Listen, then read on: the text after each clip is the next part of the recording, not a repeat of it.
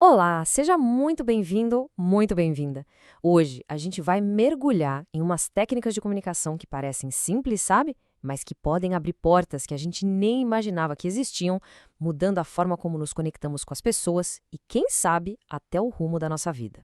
Já parou para pensar nisso? Tem gente que parece que tem, sei lá, um ímã. A pessoa entra num lugar e pronto, tudo acontece para ela. Os melhores empregos, os amigos mais legais. Parece que a vida flui com uma facilidade que é incrível. O que será que é isso? É sorte, genética ou tem alguma outra coisa aí?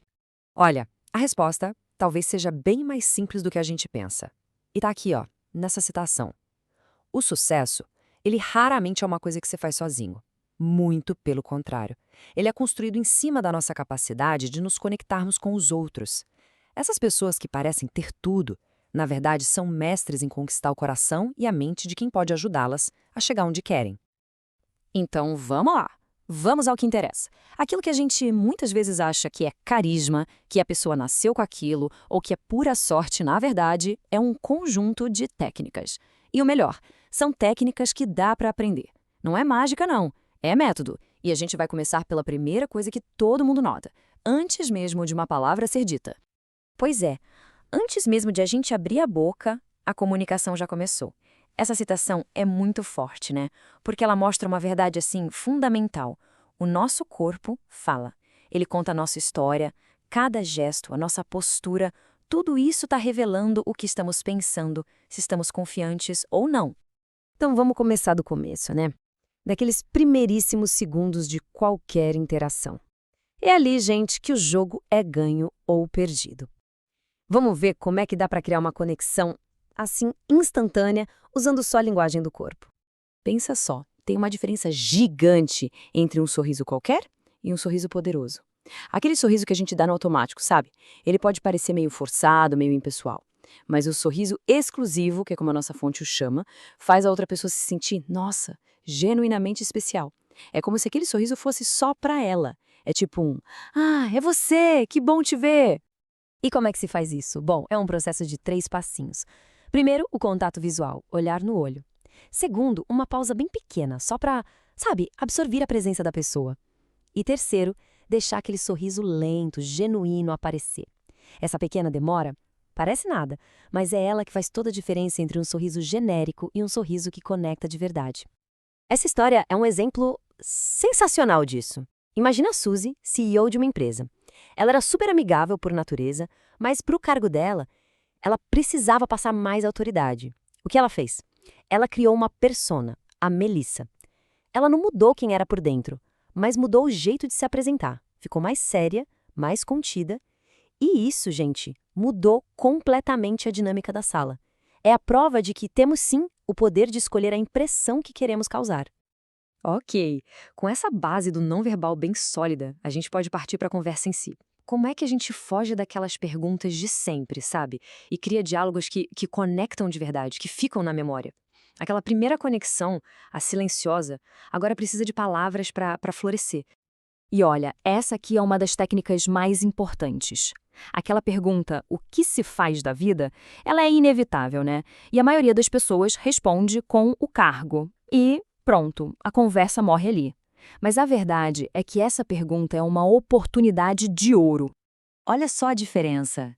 De um lado, sou engenheiro atômico. É um beco sem saída, né? O que a gente responde para isso? Ah, que legal. Fim de papo. Agora, a outra resposta, ela descreve o benefício, a paixão por trás do trabalho, ela praticamente convida a pessoa a fazer mais perguntas. Nossa, como assim? Como se faz isso? Que interessante. Vira um convite para a conversa continuar. Essa técnica do papagaio, gente, ela parece até boba de tão simples, mas funciona que é uma beleza. E tem uma explicação psicológica, tá? Funciona porque mostra que a gente está ouvindo de verdade, valida o que a outra pessoa falou. Quando a gente repete as últimas palavras dela, é um sinal claro de "tô prestando atenção".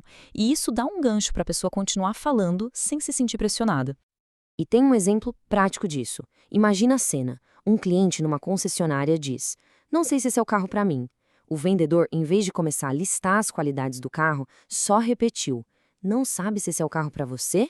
E só isso foi o suficiente para o cliente se abrir, explicar o que ele realmente queria, quais eram as preocupações. E o resultado? O vendedor acabou vendendo um carro muito mais caro. Simples, né? Mas genial. Agora, vamos um pouco mais fundo. Porque as técnicas são ferramentas ótimas, claro, mas a mudança de verdade, ela acontece aqui dentro, na nossa mente. O jeito que a gente prepara a cabeça antes de uma interação pode ser o que define o sucesso ou o fracasso. É como se fosse o software que roda o hardware da comunicação, sabe? Se prepara para essa história, que é incrível. Tinha um maratonista, o Richard, que estava no auge da forma física, prontinho para a maior corrida da vida dele.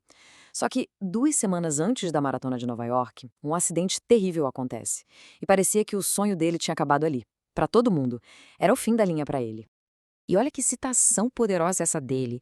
Mesmo preso na cama, sem poder se mexer, o Richard, ele visualizou cada passo da maratona. Ele sentiu os músculos trabalhando, ouviu o barulho da torcida, ele viveu a corrida inteirinha dentro da mente dele, todos os dias. É uma demonstração de foco e poder mental que é inacreditável. E o resultado foi incrível. Ele correu de verdade e completou a maratona. O ponto principal aqui é o seguinte: se a nossa mente consegue treinar o corpo para um desafio físico desses, tão extremo, imagina só o poder dela em situações sociais. Visualizar uma conversa dando certo, uma apresentação confiante, isso nos prepara para o sucesso de verdade, antes mesmo de entrarmos na sala. Bom, e a gente vai chegando no final, e é aqui que todas essas peças se encaixam.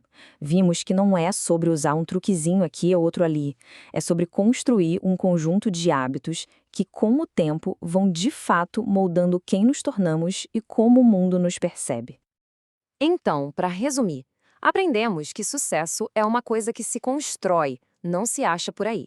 Vimos que nossa comunicação começa muito antes de falarmos qualquer coisa, que até a pergunta mais batida pode virar o começo de uma conversa ótima e que a nossa mente é a ferramenta de preparação mais poderosa que existe. E essa frase final da nossa fonte, ela resume tudo perfeitamente.